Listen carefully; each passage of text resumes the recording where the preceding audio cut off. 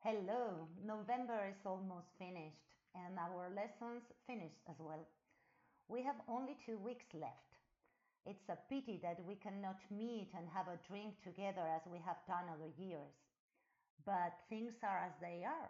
Anyway, today I've prepared 2 texts to work on. The first one is about nicknames, and the second one brings some tips for English learners. I hope you enjoy both. Nicknames. Tim Redley is an Englishman who had an accident when he was a child. He went fishing with his grandfather and he lost a finger of his right hand. When the accident happened, he was eating a sandwich and suddenly a very large fish jumped and stole his food. Unfortunately, with the food, the fish also took his finger. Now Tim smiles and says that maybe the fish thought it was a sausage. But when he was younger and went to school, everybody called him the Simpson because the Simpsons only have 4 fingers on their hands. Now Tim is 24 years old and has studied at the university. He is an engineer and works in a very important company. He hasn't got problems to type on the computer and he didn't have any problem to get the job. He doesn't have that nickname now. He drives his car perfectly, plays tennis and uses his mobile phone normally. When I was young, many of my friends and also my teachers had nicknames. What is the funniest nickname that you remember? Can you tell us the story behind it? Please send your answers to my email address. Remember, maribelgahu@hotmail.com, and I will publish them all next week. That would be the first activity. Send in your answers, okay?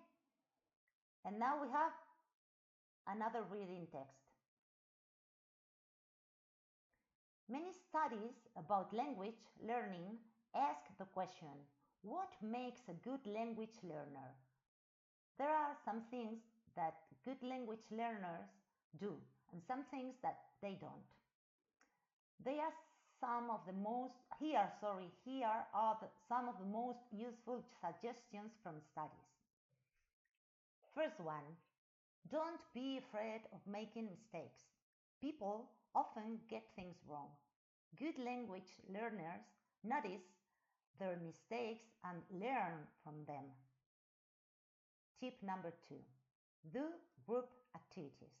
People use language to communicate with other people. A good language learner always looks for opportunities to talk with other students. 3. Make notes during every class. Notes help you to remember new language.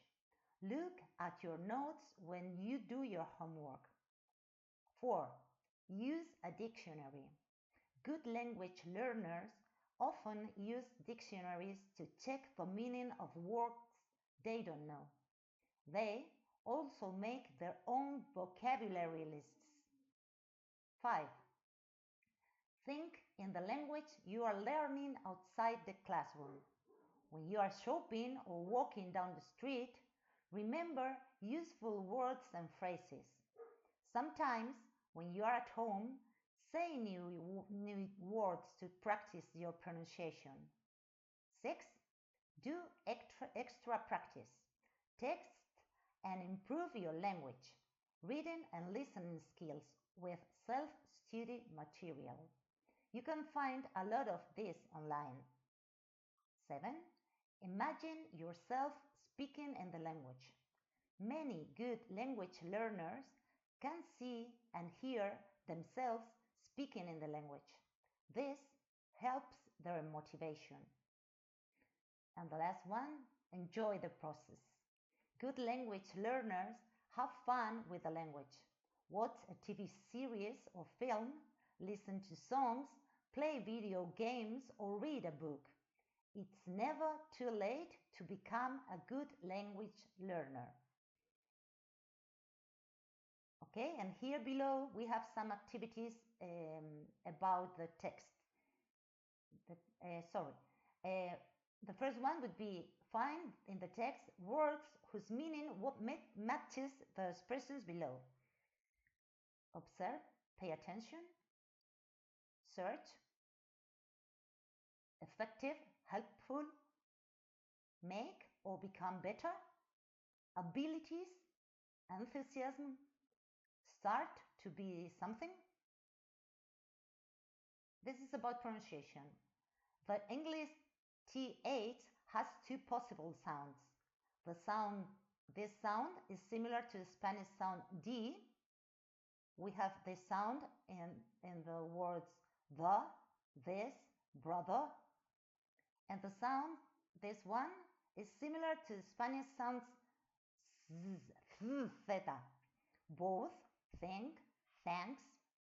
Find in the text 3 words with the sound D and 3 words with the sound theta.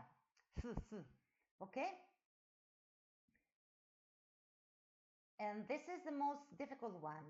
In your own words, write a sentence or an expression with the same meaning as the ones given. All of them are on the test. Don't be afraid of making mistakes. Do group activities. Enjoy the process. It's never too late. Useful words. And here below, you have the answers to the activities from the previous week. Who were the pilgrims? Remember the activities about Thanksgiving? Who were the pilgrims? They were English Puritans from the 17th century. Why did they emigrate to Holland? Because they were persecuted for being separatists. Why did they choose Holland as their new home? Because Holland was famous for its policy of religious freedom. Why did the pilgrims leave Holland after 20 years? Because they were suffering financial problems and did not want to lose their English language and culture. What was the Mayflower? It was the name of the ship which the pilgrims used to travel to America. To which part of America did the Mayflower arrive? They tried to reach the coast of Virginia, but they arrived to a different place and stayed there. How did the pilgrims call the new settlement? They called it Plymouth. What happened to the pilgrims on their first winter in America? 50% of the pilgrims died of cold and hunger. Who helped them? A group of native Indians helped them. What the pilgrims were taught to do? The Indians taught the pilgrims to hunt and farm. And why is the turkey the traditional Thanksgiving meal? Because it is said that the Indians attended the first Thanksgiving dinner with a turkey. Okay, that would be everything for this week. Thank you very much for being here and see you next week. Bye bye.